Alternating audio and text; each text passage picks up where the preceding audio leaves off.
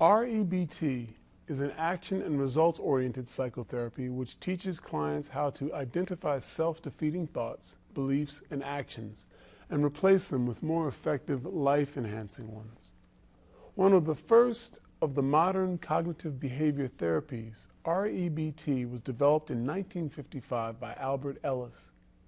Using a technique called uncovering the ABCs of personality formation, REBT therapists state that it is not the A, activating event that causes emotional consequences, C, but B, the belief about the event. For instance, faced with the loss of a relationship, one client's belief system might lead to suicidal depression, while another client's belief system might leave him or her feeling fine about the breakup. One role of the REBT therapist is to create D, a disputing intervention, for B, the belief that is irrational. This will E, effect a new and better F, feeling. REBT practitioners teach their clients to 1. Analyze episodes of emotional and behavioral disturbance with the ABC model. 2. Discriminate between irrational and rational beliefs. 3. Distinguish healthy negative emotions from unhealthy emotions. And 4. Utilize a variety of means for modifying the irrational beliefs that support their emotional and behavioral problems.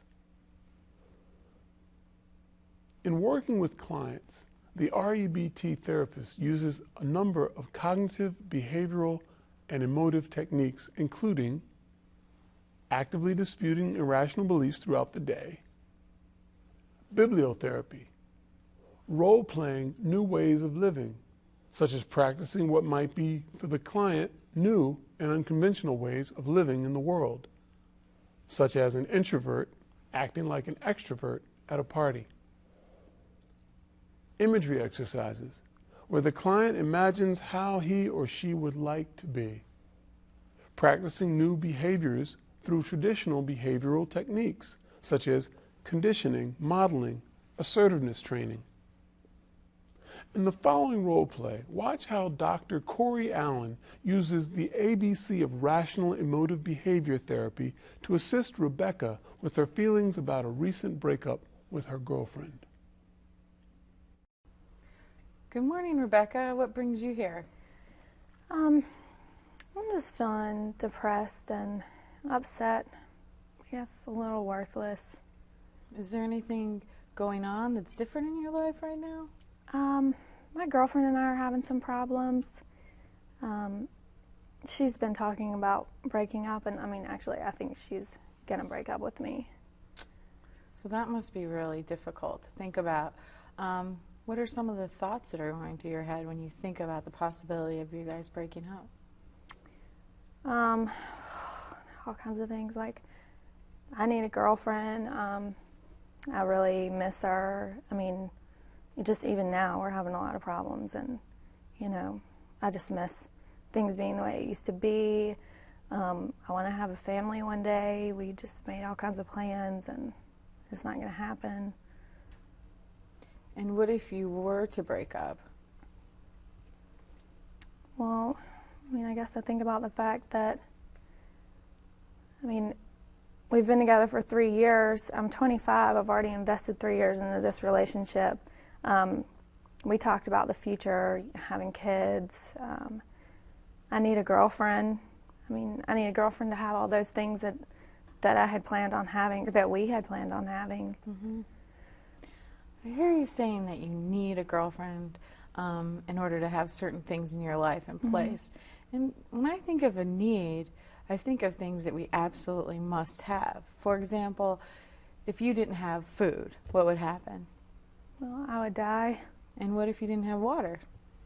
I would eventually die. And even along a little bit of a different line, have you ever been, I know you're in graduate school, I'm sure you've had lots of tests. Have you ever been studying, go to get in your car, and your car doesn't start? Yeah. And how did you feel at that point? Really mad, just really upset. And do you recall what was going through your mind at that time? Just that I was really upset. I needed my car to start so I could get to school. Mm-hmm. And were you able to problem solve and come up with a solution when you're thinking, I need my car to start, I have to have it to start? No. You just kind of froze. Yeah, well, I mean, I guess I would just be so, like, upset that my car wasn't starting. I probably wouldn't be able to think about anything else.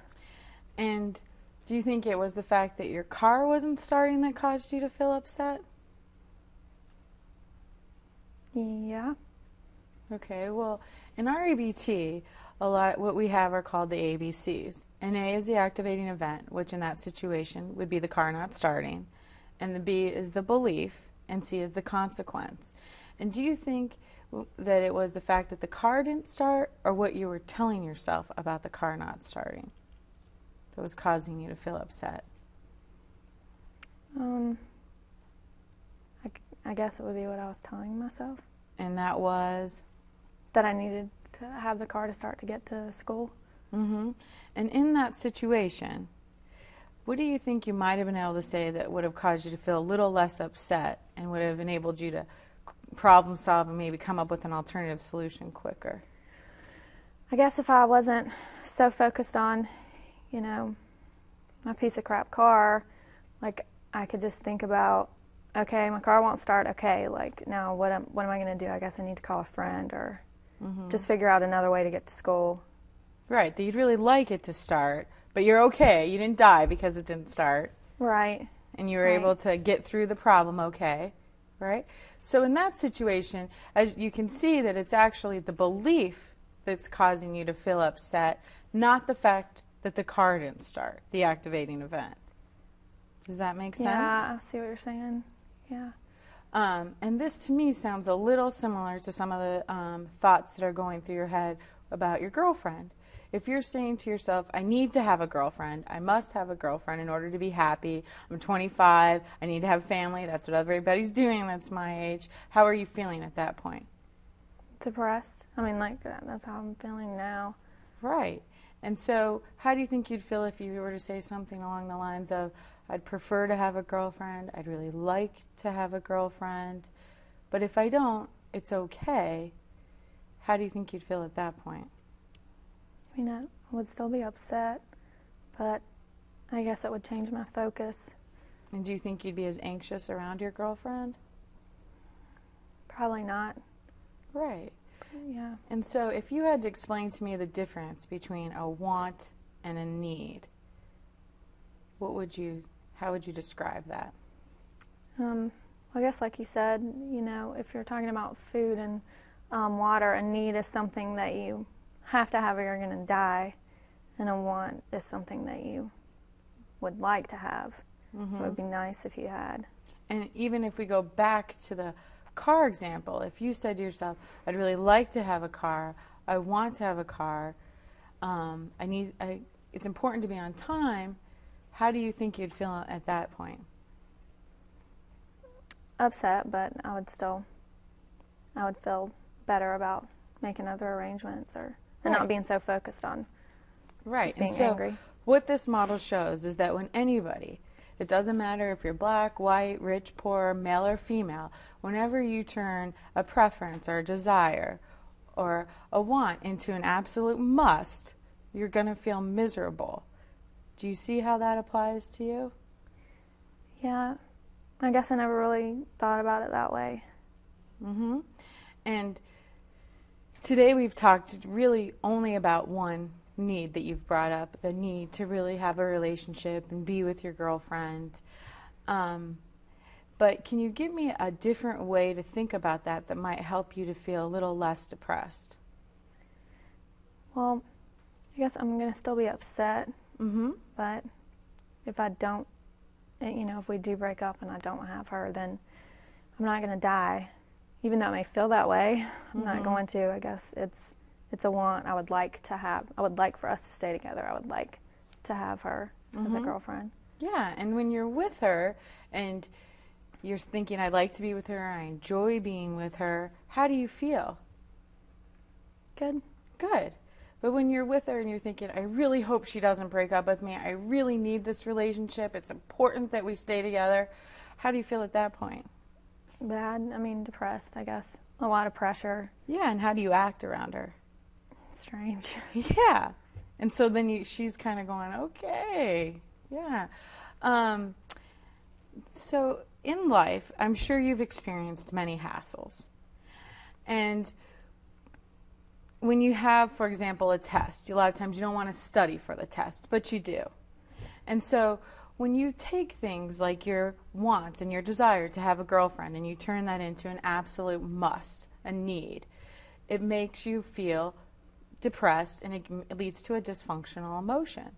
However, when you change that to more of, I would like to be with my girlfriend, it's important that we're together and I enjoy spending time with her, you feel better and you act differently around her. So one of the things that I really hope you're able to see is that it's more that belief about having the girlfriend that's causing you to feel depressed than it actually is the activating event, the thought of her breaking up with you. Does that make sense? Yeah. Yeah? I've just never thought about things in that way before. Right. Well, that's great. I'm glad that you're kind of starting to make that connection, because that's really the fundamental idea behind our ABT, that it's the belief that's causing us to feel unhappy. And so what I'd like you to do over this week is a little bit of homework. In our ABT, we always give homework because we want you to practice over the week some of the concepts that we've gone over. I'd like you to just jot down whenever you feel panicked or anxious or depressed during the week. And then once you put that down, think about what was the activating event. What was the event that kind of started that? And then what was the belief that you had that caused you to feel anxious, depressed, or self-hatred? Does that make sense? Yeah. Can you give me an example from what we've talked about today? When I'm studying for a test, and I get really, really anxious, and I just start thinking about, I have to make an A, I have to study, I'm in graduate school, I can't do bad. Mm-hmm. And so in that situation, the A is, the activating event would be? Studying, that I have to study. Right, and the study. belief is, the irrational belief would be that I have to do well. I have to make an A. Right, and then that would cause you to feel anxious. Mm-hmm. Okay, so just as, what could you maybe think a little differently that would cause you to feel less anxious? Because some anxiety is going to be there, but what could cause you to feel a little less anxious? That I've studied and, just to calm myself down. Okay, I've studied for the test. I'm going to do well. I know my material. Mm-hmm. If I don't make an A, I'm not going to get kicked out of school. That's great. And so what I want you to do this week is focus on those situations when they come up and really write down what was the A, what's the activating event, the belief, and focus on that belief.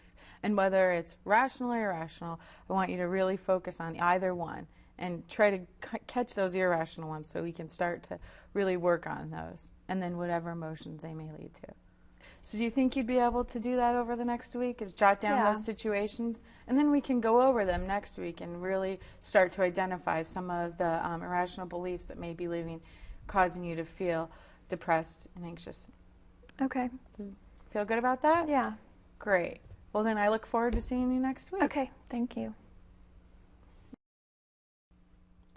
Well, Corey, I was really impressed with your work with Rebecca, and it really seemed to me that she, in that short amount of time you spent with her, she was really beginning to see the world in a different way.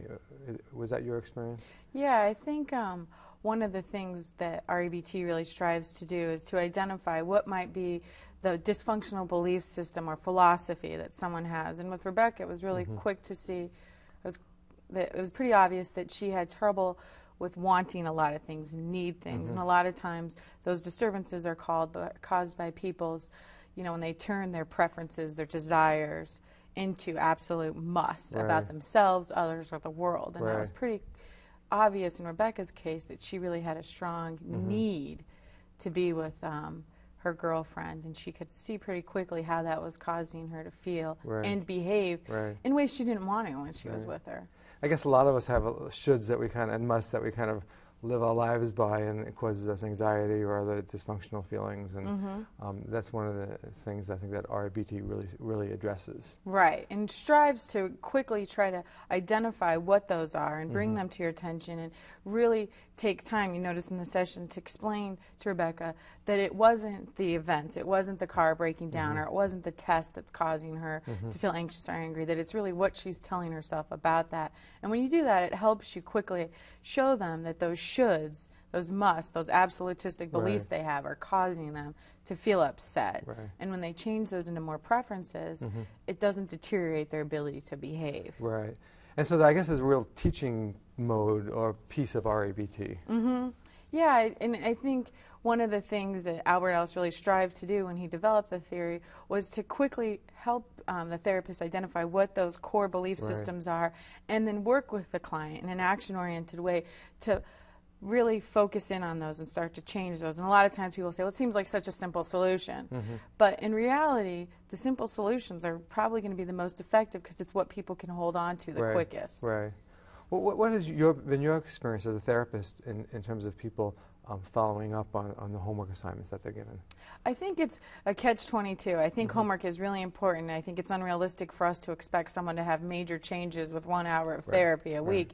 And so I think the homework plays an integral role in helping them cognitively, behaviorally, and emotionally start to identify not only what's causing the problem, but ways to change that. And so the idea with the homework is to have them take the lessons learned from your session and carry them out through the week. Usually people who are ready to change, want to change, follow through very well with the homework. In other instances, it's not going to be as easy, but those are going to be your more resistant clients that you're going to have trouble with during the session as well. And what about, I guess when I think of REBT, I don't think that the REBT therapist really addresses the past a whole lot. What are your thoughts on that? Well, I think contrary to that belief, a lot of times your belief systems, the ideas that you've formed may have been created in your past life, and they're going to often reindoctrinate themselves in your current disturbance. And so although we may not go back and review everything that's happened, we're giving them the power to change the events they have control over, which are present in the future. But those events do surface because they're in their current belief systems. I think one of the big things with Albert Ellis was that you can go over relentlessly what may have caused the problem that the child or the client may be having, but it's almost impossible to prove or disapprove if that's actually the cause. Instead, what you can identify is how those early experiences are causing their current belief systems to maybe be dysfunctional, and give them the skills to change that. And then my other question had to do with this being seeming to be a relatively brief treatment modality. Is that the case? I think, again, when Albert Ellis was developing and really thinking about REBT, one of the things he had noticed in his experience is that it's very rare that a client comes for more than 10 to 12 sessions. And so what he tried to do, again, like I said earlier, was develop a therapy that is brief, that's action-oriented, that's going to help you quickly identify those dysfunctional belief systems, and then give people those skills that, although they may appear simple, are going to allow them to change. And I think even when you look back, there's scores of articles back as early as Freud where they were trying to come up with briefer ways to do therapy, and one of the obstacles they run into is when you're trying to go over and rehash past events, you get caught up a little bit sometimes. And I think with REBT where it's different is it focuses in on those core philosophies and works to help people change them. Well, I want to, again, I really admire your work with Rebecca, and really want to thank you for sharing some of your thoughts about REBT today. I appreciate the opportunity.